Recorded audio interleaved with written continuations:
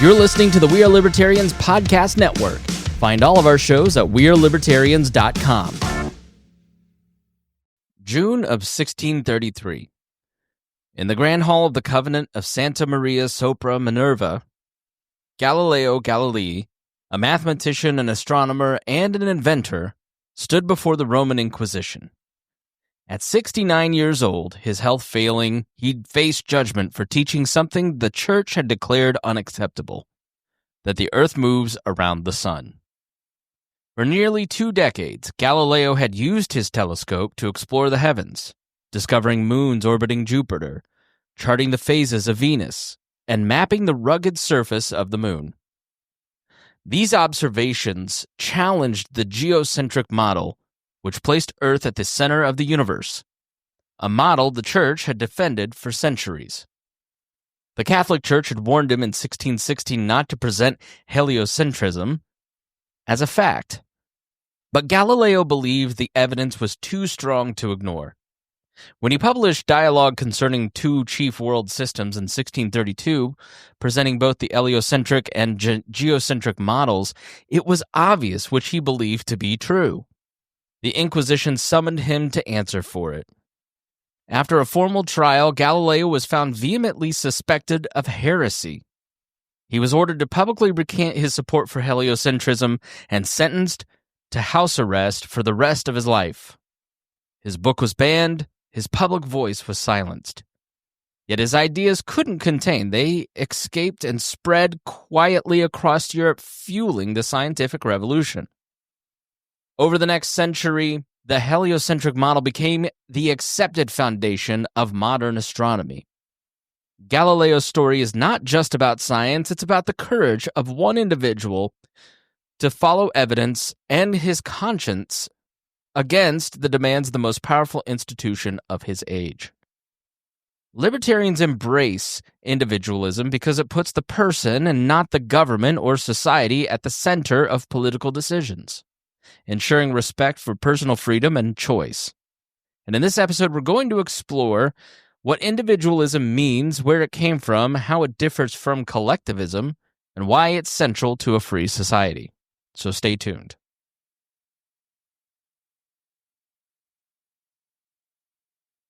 Welcome to the Chris Spangle Show. Thanks so much for joining me here on this episode. We're talking about something that I think is really important and speaks into this moment of time, and it is individualism versus collectivism. This is a core principle of libertarianism, and it is the unit by which we judge society and do our analysis when we're looking at the news. It's through the lens of individualism and not collectivism, right? So we'll get into what that means. If you're not sure, maybe you have an idea, right? But let's get into it. So let's kind of jump back and talk about the evolution of the idea of individualism. For most of human history, people didn't see themselves as independent agents. This is what Glenn Scrivener calls the air we breathe, right? We just take for granted that individualism is something that we all it's the lens that we look through, right? It's the worldview that everybody thinks of themselves as an individual participating in a family and a society, but it hasn't been that way for most of human history. Identity was rooted in tribe and their clan and their village or maybe a class. For instance, in medieval Europe, you were first a member of your family and a social station, like a peasant or a knight or a merchant, and not an autonomous individual making decisions for yourself. Your worth came from your role in that hierarchy, and your duty was to your community and your obedience to its customs. And I just think that's a completely foreign way of thinking here in America because we beat them in 1776. Psychologists call this the interdependent self. Your decisions weren't just yours because every decision that you made would impact the social status of your nuclear and extended family, and your behavior was measured by the expectations of your family, your church, your neighbors, and local ruling powers. And so there were some strengths to this collectivist worldview, and it was stability, belonging, a clear moral framework, right? People were able to tell you how to live, where to live. You weren't going out and trying to construct your own moral framework every 5 minutes and changing and having all this wrestling that we see so much in culture today. But it had a lot of drawbacks. It had little room for dissent, slow adoption of new ideas, and the suppression of personal conscience when it conflicted with tradition. So if you saw something that was wrong, you really couldn't speak out. So we're going to, in this episode, talk about the history of individualism, a few types of it, and some critiques and plus and minuses of it, let's say. So let's start with the development of individualism. How do we move from, think of Braveheart and those Scottish clans in the Highlands, or the New Guinea indigenous tribes that, National Geographic in 1960 are going and photographing, or Incan communities, right? How did we go from a clan-based society to an industrial society like we live in today? What are some of the highlights? So let's give you some of the highlights and how we got to that point. One flashpoint was in 399 BC when Socrates stood before the Athenian jury and refused to give up his search for truth, even at the cost of his life. They killed Socrates because he was annoying and wouldn't touch kids. Look it up. That's the truth. The Stoic philosophers later argued that reason and moral worth exist in every human being, regardless of status. So, embedded in ancient Grecian culture is the idea of individualism, starting with Socrates and then filtering through those philosophers. Christian contributions also cannot be understated. Christianity introduced a radical spiritual equality. All people are made in the image of God, and breaks down those hierarchies, the Imago Dei, and they're personally accountable to God and their conscience, right? Salvation was personal. Each stood before God in judgment. So you and your family are not going to stand in front of God. The Christian conception of individualism is that you alone will stand before God, and you must answer for your sins, and that's why Jesus saved us from them. So the Protestant Reformation took that even further. Martin Luther declared the priesthood of all believers, quote unquote, teaching that every Christian could read and interpret the scripture without a priest as a mediator. And conscience became a personal responsibility for God. In time, Protestant work ethic ideas, especially the concept of a personal calling, fostered a sense of self-reliance and purpose in work. Catholic thought also developed personalism, teaching that each person has an intrinsic dignity and must never be treated merely as a means to an end. So that idea that you can wake up in the morning and follow your passion every day has its roots in Protestantism. I can't say it. You know what I mean. And then, personalism takes that and says that you're not just a cog in a machine. You don't exist to go out and get a paycheck and then die.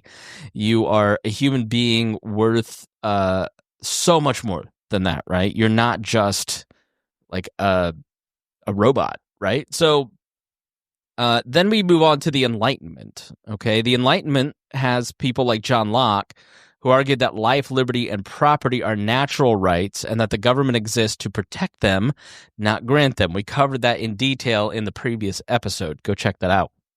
And John Stuart Mill defended individuality in thought and belief as essential to human progress. So then we move on to the Romanticism and Transcendentalism period.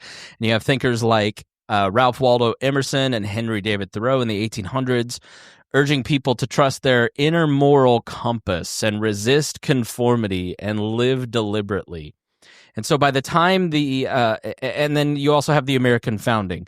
So by the time America's founded, individualism is just embedded in the DNA of America between the Judeo-Christian traditions that I talked about and the Enlightenment traditions, which is funny because the Enlightenment and Romanticism in some ways are a rejection of those Judeo-Christian conformities.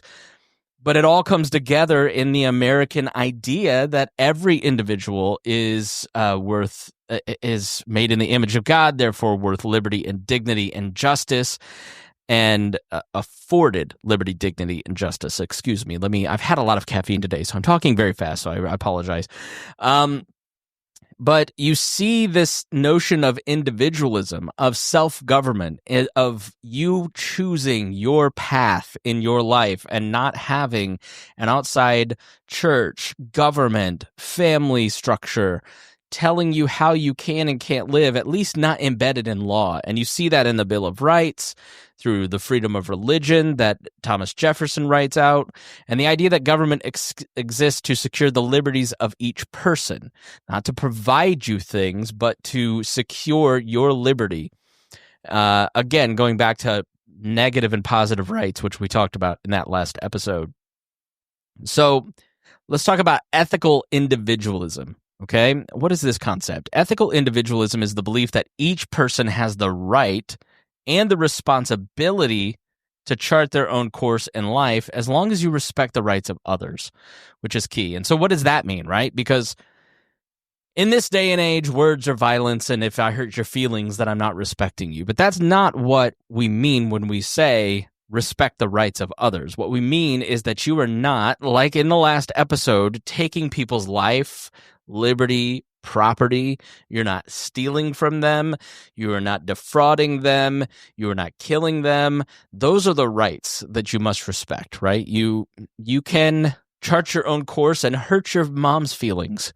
And you have a right to do so because you didn't physically hurt her or steal her property. But it's all about making your own choices and accepting the consequences of those choices. We've seen recently, I'm trying to make these as evergreen and as timeless as possible, but we've seen recently a president use the FCC to go after late night comedians, right? Let's say Jimmy Kimmel on ABC, and ABC doesn't like what Jimmy Kimmel is saying, they have every right to fire Jimmy Kimmel. It is a voluntary contract between those two. They have a contract, I'm sure. Whatever is in the contract may be fired for cause because he said something inappropriate. ABC has every right to do that because everybody has a right to voluntary association. But the government can't come in and force consequences because then that starts to step into freedom of speech and detangling society from the ability to freely associate or not. Maybe Disney wants Jimmy Kimmel on the air saying whatever they want. Maybe, probably not, but that's just like an example of how you're free to make your own choices and accept the consequences. You can say whatever you want. The government allows you to say whatever you want. And if the government doesn't allow you to say whatever you want, then that's a problem, right? So, but you also accept the consequences of your words. Libertarians believe in this kind of freedom because it encourages responsibility. Personal responsibility, when I was coming up in the conservative and libertarian circles, was like the go-to. People talked about it all the time. Ayn Rand, Ronald Reagan, Rush Limbaugh, personal responsibility in the 90s and 2000s, and George W. Bush. It's all we talked, personal responsibility. Seems to have gone out of fashion to talk about personal responsibility. It seems like we're saying it's the left's fault or the right's fault, and we now have collectivized groups that we can blame for our own failures. That's not what I believe, and we'll talk a little bit about that collectivization next, but we believe in personal responsibility because if you're free to choose your education, career, or medical care, you also bear the cost if it fails, and you enjoy the rewards if it succeeds. You have to be able to get the full benefits or consequences of any decision you make, and if you have that responsibility, you're going to make better decisions. You're going to make more informed decisions. You're going to have better services because you're directly involved in making those decisions. Car insurance is a lot better than health insurance because there's a lot less regulation and a lot more ability to make better choices. In an ethical individualist society, you're not expected to depend on the state to make your life decisions. Instead, you're encouraged to be self-reliant while still free to join communities and causes voluntarily. Again, libertarianism is all about it's about voluntary, right? libertarianism is not cultural in the way that conservatism and progressivism try to be cultural. Libertarians' main proposition is, should the government have the power to do something? And the answer in libertarianism is usually no. But it is not, should this group or that group do that to this group, right? It is that is a function of our society, which is why libertarianism has fallen out of fashion with so many people, is because they want to use cultural and political power to do what they want to do instead of just saying, we wash our hands of cultural power and let's just focus on the monopolization of violence within the government and its impact on individuals. So let me give an example of an ethical individualist society, right? I mean, you see it all the time. You should have the freedom to choose your own education or healthcare without heavy government mandates or restrictions. But I'd also say, like, a modern challenge is, in the age of social media, conformity can come not from the government but from online mobs. The pressure to think and speak a certain way tests whether we truly value the freedom of conscience we claim to defend. When you look at the freedom of speech examples that happen so often, individuals are free to make the decision on their own vaccination status, and a business can say, I don't want to associate with you or not. But at the same time, like, what's the real risk of that, right? A late night comedian can be fired for freedom of speech. They have the ability to disassociate with that person, but should they, right? Is that a precedent that we want to set? We are doing a lot of things to please mobs online on all sides. And instead of thinking about the consequences, I wouldn't say the consequences, the permission structure that is being built around that, right? You have to stop and step back as an individual and say, is this the world that I want to live in? Is this the world I want my kids to grow up in? Do I want my kids to live in a world where something they tweet at 16 will get them fired at 38? Most people think, no, that's crazy. We shouldn't build that permission structure. We should give grace and say, you were 16 and you said something dumb. You know, maybe there's a different tolerance for somebody who is 48 and saying something currently that an employer or a group of people online don't like. But at the end of the day, you just, I tend to like say, look, okay, I want more speech. I want more awareness. Because then I know your values, and you and I can argue about those values and shape and change each other's ideas.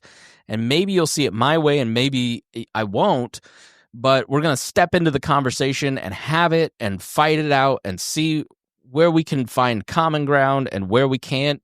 And if we can't on some big issues, like, do you think immigrants are humans?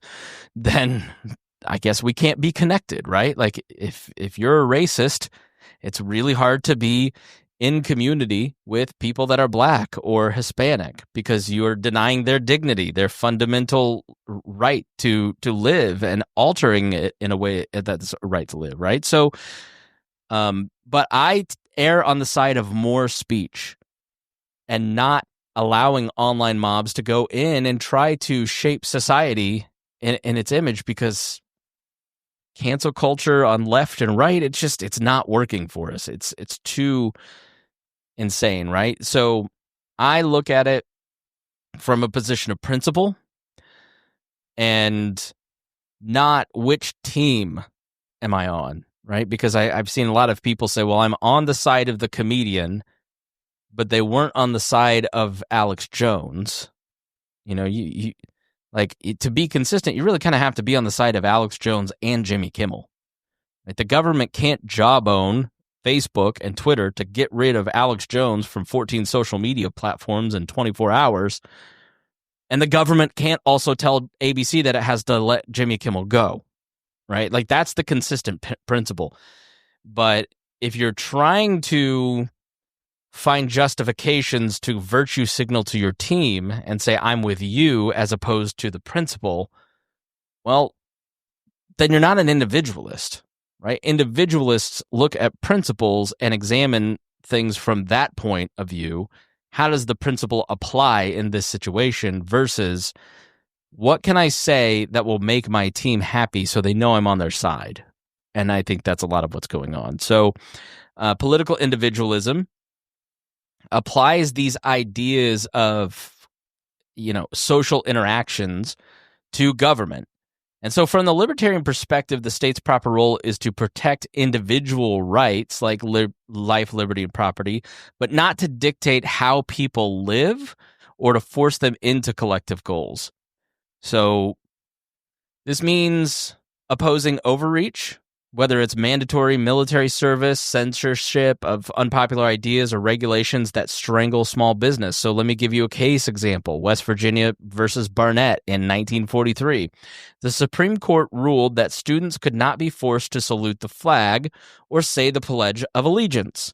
Justice Robert Jackson wrote, quote, "If there is any fixed star in our constitutional constellation, it is that no official can prescribe what shall be orthodox in politics, nationalism, religion, or matters of opinion."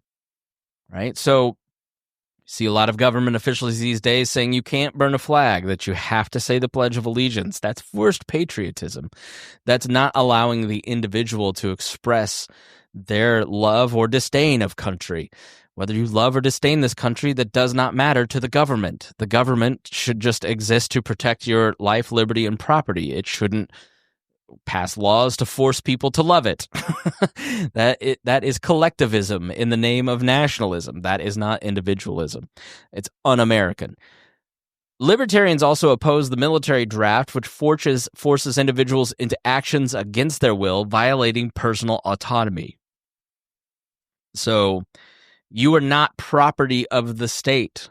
The state cannot force you to go to war because it has decided to go to war, especially if it is against your belief system. Because you are a part of the nation, you are not owned by it. So let's jump into individualism versus collectivism and kind of narrow down on this. Understanding collectivism, collectivism, typically what you get is like communists, right? Communists, socialists, they're really into collectivism. That's political collectivism, right? We are all property of the state.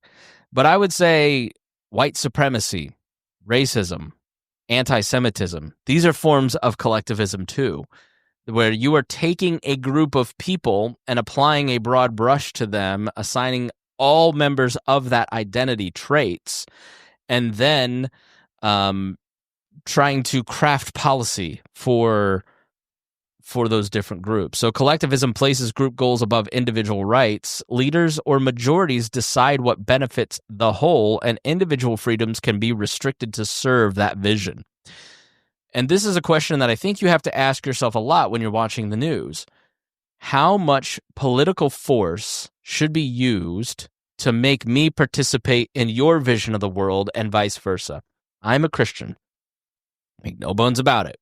I'm different than a Christian nationalist. I'm a Christian libertarian, which means that I don't want the state to do anything other than make sure that there is justice and safety and have as few wars as possible, leave charity and everything up to persons to decide, right? But you have to have some monopolized force around things like justice and courts and probably policing. I'm for a robust city and somewhat robust states, right?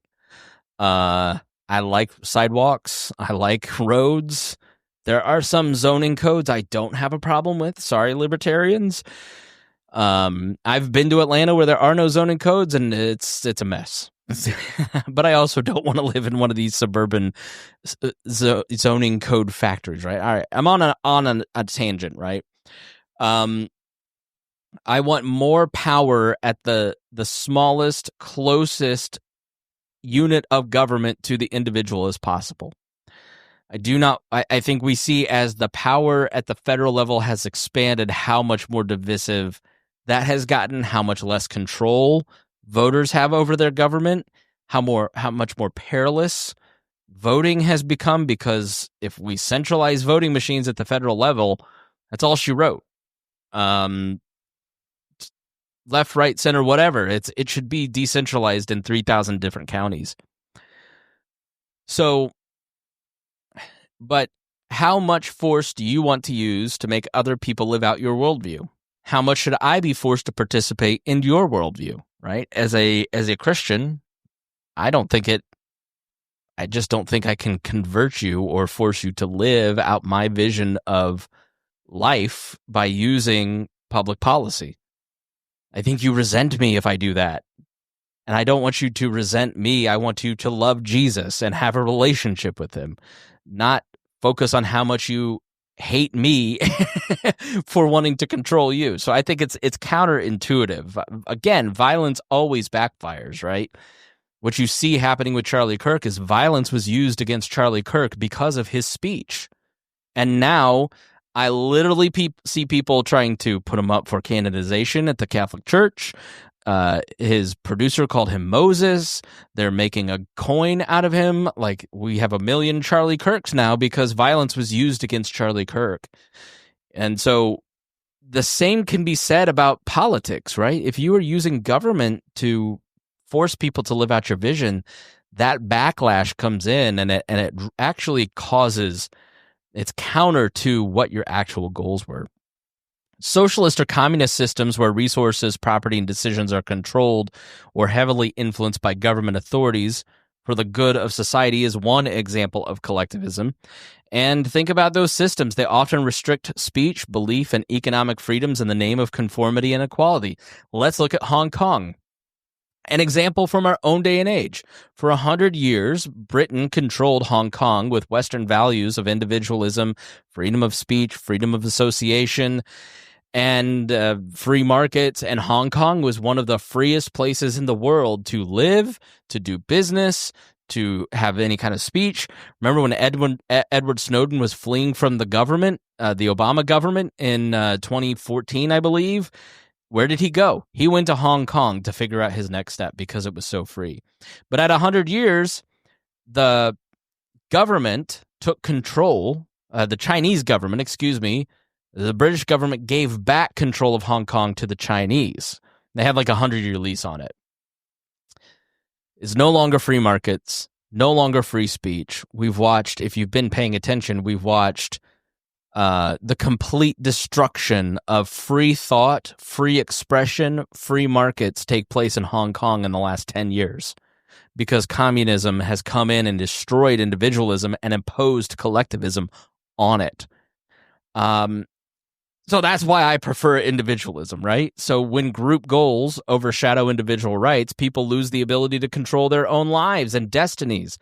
A society that values individualism encourages creativity, entrepreneurship, and personal growth. Are you against creativity, entrepreneurship, and personal growth? I don't think so. Well, you've got to have individualism to make that happen. Freedom allows diverse ideas and approaches to flourish. We learn from each other. We sharpen each other based on our collaborations, and it improves society through voluntary cooperation rather than forced conformity.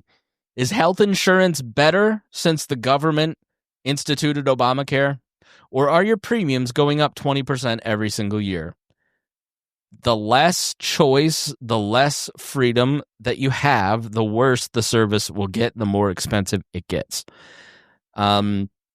So let's contrast these two societies, right? Individualist societies prioritize free speech, religious liberty, and economic choice, allowing for innovation and diversity. And collectivist systems often restrict speech, beliefs, and economic freedoms in pursuit of conformity and control, leading to stagnation and the loss of liberty.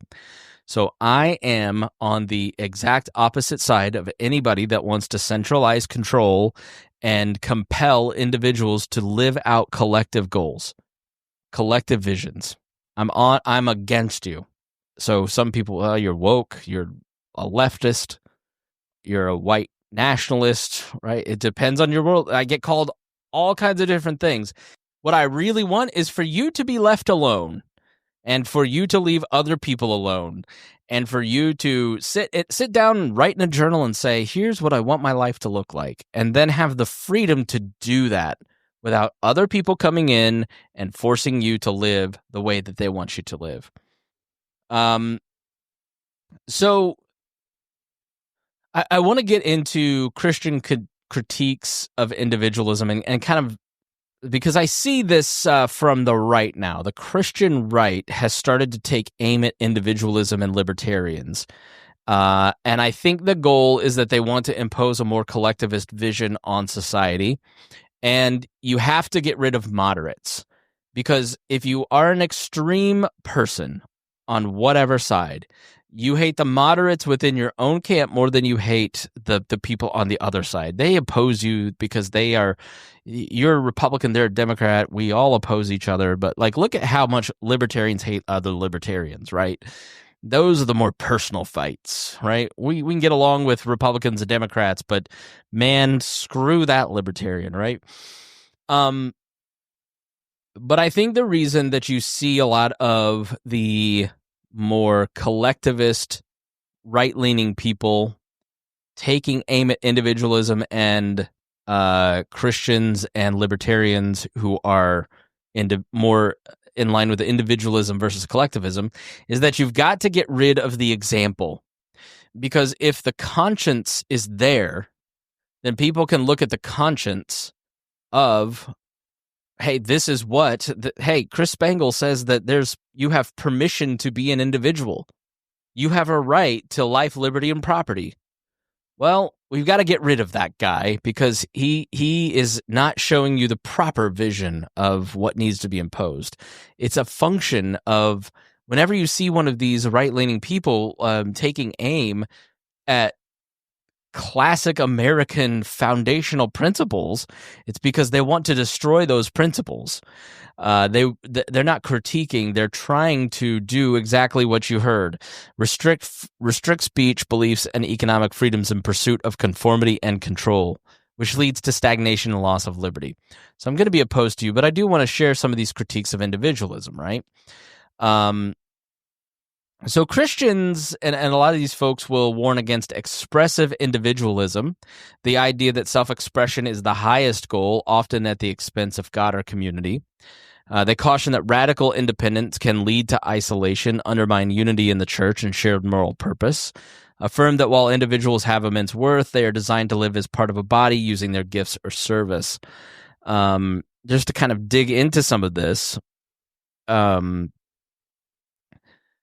expressive individualism versus a God-centered identity.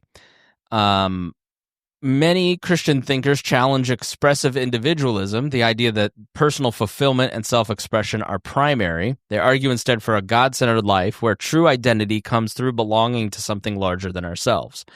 My identity is based in Christ. That is where my moral framework comes from. I think that if you were trying to construct other identities, you're out of touch with the way that you were created, and it will collapse in on the weight of itself. That's my belief, right? I think you should have every right to go and test that theory out. So I would say that I kind of agree with this one, but at the end of the day, like, the function of having a libertarian society is what you would call pluralism, right? Because libertarianism leaves so much to voluntary association or civil society to cure social ills, it kind of steps out of the culture war and says our primary concern is the proper role of government's power in your life, and we're kind of declaring a truce on culture. And so because I hold the belief that individuals are best when they have their identity in Christ, I'm not going to pass a law to force you to live that way, right? I'm going to allow you to go out. I mean, because you heard my story in the last podcast, like, I didn't always live that way. I should have the freedom to go out and make the mistakes I've made because it eventually makes me a better person, right? And so pluralism, it's functionally creates pluralism where you have a lot of different ideas and identities and belief systems all coexisting and working together on the problems where they want to connect and agreeing to disagree and disengaging on the points that they disagree. It's not two sides fighting for the barrel of the gun, because if I'm a Republican and the Democrats win, they're going to kill me. So I've got to get rid of all of this liberty BS to protect my whole life, because they're going to murder me if I don't get control of the gun. It's a sick and twisted worldview, to be honest with you, because once you get out in the world and you just accept that pluralism it's either pluralism or war. You don't have a choice. You either have to coexist with people that have different beliefs, religions, identities than you, or you will perish as a country, as a nation. So when individualism becomes radical, rejecting all communal bonds, like living out in the forest, it erodes relational identity. Critics warn this leads to a form of loneliness alien to Christian community, which emphasizes mutual belonging and shared purpose. I agree with this, but I also think this is a little bit overstated, right? Like, we can't have individualism because people end up lonely, because they isolate themselves. My guilty pleasure is Homestead Rescue with Marty Rainey. And inevitably, they do like recap shows, and they go back, and these people who like move out to the country and cut themselves off, they eventually move back, or they find community in where they're at. Like, we're just communal beings. And I think if somebody were to move out in a Ted Kaczynski cabin, they wouldn't stay there long. I just think that's an overwrought position. An overly individualistic faith, My Bible and Me, has fragmented Christianity globally, resulting in thousands of denominations and undermining communal unity. Christianity emphasizes the body of Christ, not isolated selves.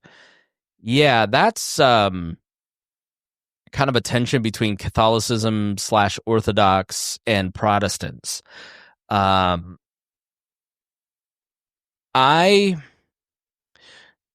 want to show unity in what I have to say. I am a Presbyterian in a small Presbyterian branch, right? And I think, I don't know, if the Catholic Church had not misbehaved for so long, we wouldn't, if they hadn't been lusting after worldly power instead of godly power, then we wouldn't be in this situation. I think you tend to find community with Christians of different denominations if you try, and you may not worship with them on Sunday, but if you go out in your community and you're working on shared projects, like at Shepherd Community Center here in Indianapolis, there's people from all kinds of denominations working on godly pursuits together. I just don't see the level of division and anger acted out in the very Christian circles that I work in and live in here in Indianapolis, that is cross-denominational, that I often see expressed on social media by people who are trying to get you into Orthodoxy or Catholicism. So I just don't buy it. I think saying there's a million different denominations is just sort of, it's like a thing people say, but that's because they want you to join their team. Theologians like C.S. Lewis argue that Christianity values individuals, not isolated atoms, but as essential parts of a larger body. So each, I wrote this poorly. Theologians like C.S. Lewis argue that Christianity values individuals not as isolated atoms, but as essential parts of a larger body, each person offering unique gifts for communal flourishing. Moreover, Christianity offers theological roots for individualism grounded in sin and redemption. The individual must stand alone in repentance and faith, but it is called to holiness within community. And I think, as usual, C.S. Lewis gets it right. You are called to, as I have talked about on the show before, you are called to focus on your personal life, You need to focus on your physical life, your spiritual life, your mental and emotional life. You need to focus on your vocation, right? You have to get your ducks in a row, and then you have to work within your family unit to make sure that is healthy, and then then you go out into the community, right? But there's just to make this a binary choice of individualism means that you are alone is just not the truth. If you think back to the beginning of this episode, we're talking a lot about voluntary cooperation.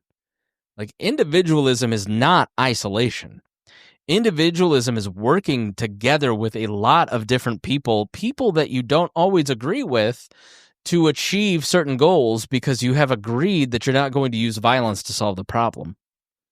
Collectivism uses violence to force you into groups and then never solves the problem.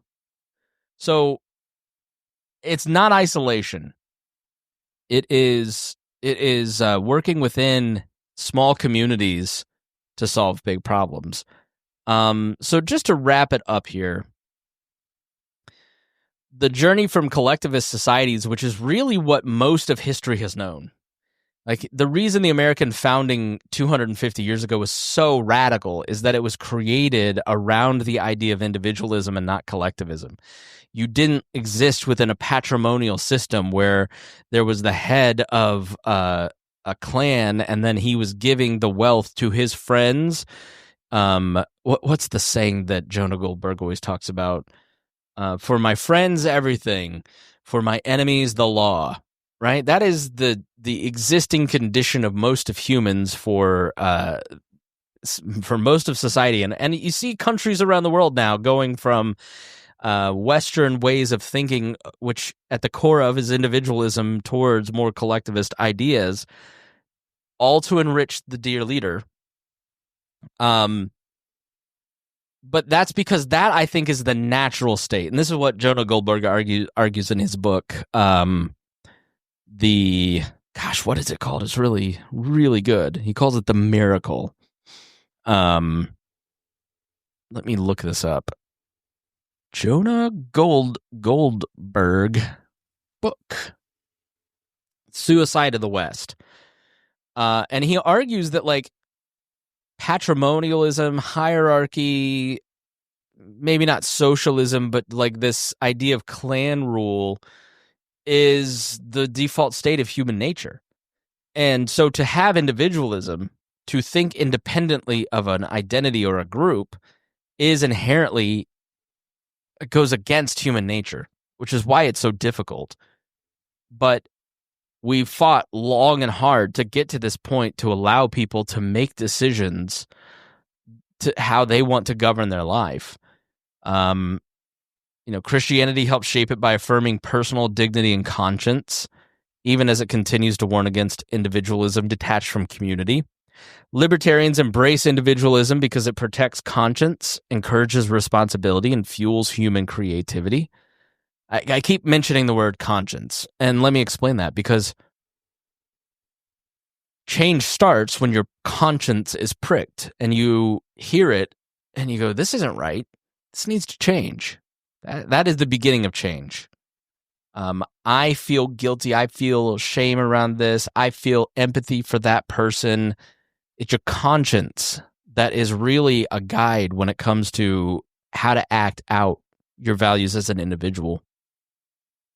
Libertarians embrace it because it protects conscience, encourages responsibility, and fuels human creativity. But the healthiest form is grounded in virtue and balanced by voluntary cooperation. Galileo's defiance in 1633 reminds us progress begins when individuals have the courage to follow truth over authority. Protecting that freedom is at the heart of what it means to live in a free society. So I hopefully that helps you understand individualism a little bit more. I sometimes feel like these even though I have written my outline, I feel like that makes it even more of a mess. I don't know why. But I just, I've been thinking a lot about individualism in kind of the way that things are happening in the news cycle and how important they are. and how important it is to kind of stand as an individual by understanding your values, understanding your principles, understanding these foundational principles of what makes a free society and what makes a healthy society, and having the courage to stand opposite your group when they inevitably cross the line. Like if you are like, I don't want to, I'll pick on both sides of free speech. Like how many times am I, like the Dixie Chicks. Okay, here's the example. The Dixie Chicks. Don't like the Dixie Chicks because that Earl song was like, I grew up loving Eminem, and I just remember how much flack he took for all the fake songs about killing his ex-wife, how awful it was, and how could our kids listen to this? And in the same exact time, this song Earl that the Dixie Chicks had was the same exact premise. And then everybody played it on the radio and loved it. And I'm just like, that seems hypocritical. But the Dixie Chicks get canceled in, like, I don't know, 2003 or 4. They go out of country to a concert. They criticize George W. Bush and the Iraq war effort, and they get canceled.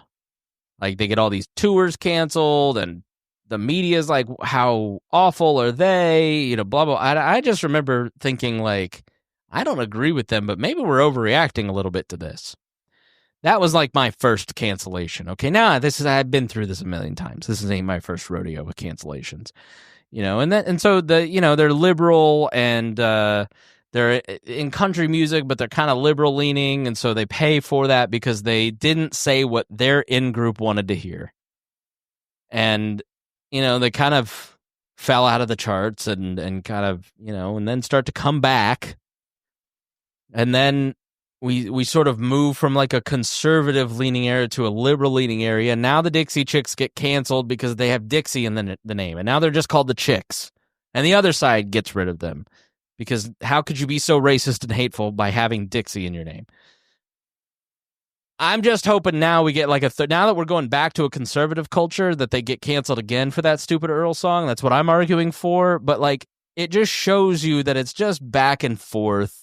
Like, people who were arguing against COVID-era censorship are now arguing for Jimmy Kimmel to get canceled. You have people who are free speech warriors who were like, let's get rid of Alex Jones. It's just stupid. Like, it drives me crazy. And the only way to not go crazy is to understand the value of free speech and why it's important and hold fast to the principle. And even if you're a right-leaning person speaking up and saying, yeah, Jimmy Kimmel... look, I think Jimmy Kimmel has his funny moments. I don't watch him anymore, but the first monologue he gave back that Tuesday night was fantastic. He said, I mean, people clearly didn't listen to what he said because they have all kinds of perception about it. It's like, you guys are the ones who said, no, you're getting Charlie Kirk wrong, just listen to him, but now I'm going to get Jimmy Kimmel wrong, and don't call me out on it. I had an argument with a guy. I just got to start arguing on Facebook. But my larger point, to bring it all back, right? It's just, I have followed politics for 25, 30 years now. I've been involved in political media for 20. It's never not going to go back and forth. It's always going to be tribal. It's always going to get team-based. It's only going to get worse the higher the stakes, the higher that we pretend the stakes are. And you're going to feel like you have to choose. You don't have to choose a side. If nobody has told you that, I'm telling you that. Because you're an individual with your own mind, your own values, your own beliefs, your own history as to why you think those things. And yes, it is painful to feel a part of an identity group and yet have conflicting ideas with the majority of the people in that group. That's just part of the brokenness of the world, is that we aren't all united together. We don't have harmony and peace. It's a broken and fractured world, and that is terrible and awful, and I'm sorry for it. You don't have to contribute to it with tribalism and partisanship and give up your individual thoughts and beliefs and stay quiet because you feel like you have to belong. So much of politics and social media today now is like joining a gang for protection because, well, I'm eventually going to say the wrong thing because everybody says the wrong thing because there's no standard. It's just mob justice. So at least if I'm with these guys, they'll have my back when I do the wrong thing. And then you just get a permission structure in your mind that you can start doing the wrong things and saying the wrong things. And, well, it doesn't matter because my boys are with me. That's not individualism. That's collectivism. That's crazy. So be an individual. Embrace individualism. Take from, like the Christian conception, right, is get into your Bible. Read what God has to say. Don't people please.